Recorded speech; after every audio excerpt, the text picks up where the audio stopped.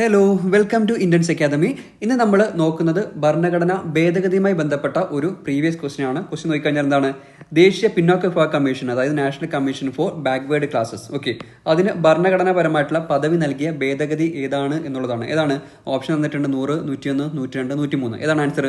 2018 102ാമത്തെ ഭരണഘടനാ ഭേദഗതി പ്രകാരമാണ് നമ്മുടെ പിന്നോക്ക വിഭാഗ കമ്മീഷന് ഭരണഘടനാപരമായിട്ടുള്ള പദവി നൽകുന്നത്. ഇനി നമുക്ക് എന്താണ് ഭേദഗതി എന്ന് നമുക്ക് നോക്കാം. എന്താണ് ഭേദഗതി? നമ്മുടെ ഇന്ത്യൻ ഭരണഘടന കാലത്തിനനുസരിച്ചിട്ട് മാറ്റങ്ങൾ വരുത്തുന്ന ഒന്നാണല്ലോ.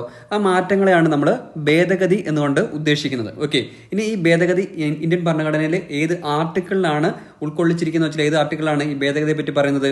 ആർട്ടിക്കിൾ 368 ഇത് ഏത് പാർട്ട് അല്ലെങ്കിൽ ഭാഗം ഏതിലാണ് എന്താണ് ഈ ഭേദഗതിയെ പറ്റി പറയുന്നത് വെച്ചാൽ ഇന്ത്യൻ ഭരണഘടനയിൽ ഭാഗം 20 എന്നുള്ള കാര്യം ഓർത്തു വെച്ചേക്കുക. അപ്പോൾ ഭേദഗതിയെ പറ്റി പറയുന്ന ആർട്ടിക്കിൾ 368 പാർട്ട് അല്ലെങ്കിൽ ഭാഗം എന്ന് വെച്ചാൽ ഭാഗം 20. ഓക്കെ, ഇനി ഈ ഒരു ആശയം ഭരണഘടന ഭേദഗതി എന്ന ആശയം ഇന്ത്യ കടമെടുത്തത് എവിടെ നിന്നാണ്?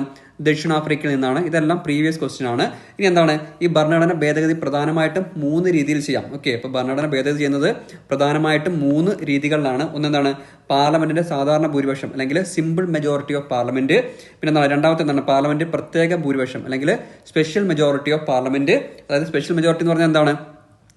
ആ ലോക്സഭയിലും രാജ്യസഭയിലും അന്ന് ഹാജരായി വോട്ട് ചെയ്ത അംഗങ്ങളുടെ 2/3 ഭൂരിപക്ഷം അല്ലെങ്കിൽ ആ സഭയുടെ അംഗബലത്തിന്റെ പകുതിയിലധികം ഭൂരിപക്ഷം. അതാണ് എന്താണ് എന്തുകൊണ്ട് ഉദ്ദേശിക്കുന്നത്? സ്പെഷ്യൽ മെജോറിറ്റി എന്നതുകൊണ്ട് ഉദ്ദേശിക്കുന്നത്. ഓക്കെ, ആ രീതിയിൽ നമുക്ക് ഭേദഗതി ചെയ്യാം. അല്ല, പിന്നെ അടുത്ത എന്താണ്?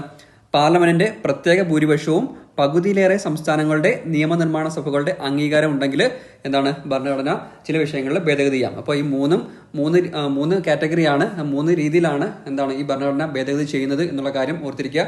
അതിന് ഉദാഹരണങ്ങൾ എന്തൊക്കെയാണെന്ന് വിശദമായിട്ടുള്ള വീഡിയോയിൽ നമുക്ക് പറയാം. വീഡിയോ ഇഷ്ടപ്പെട്ടാൽ ലൈക്ക് ചെയ്യുക, ഷെയർ ചെയ്യുക, മറ്റുള്ളവർക്ക് എത്തിക്കുക. താങ്ക്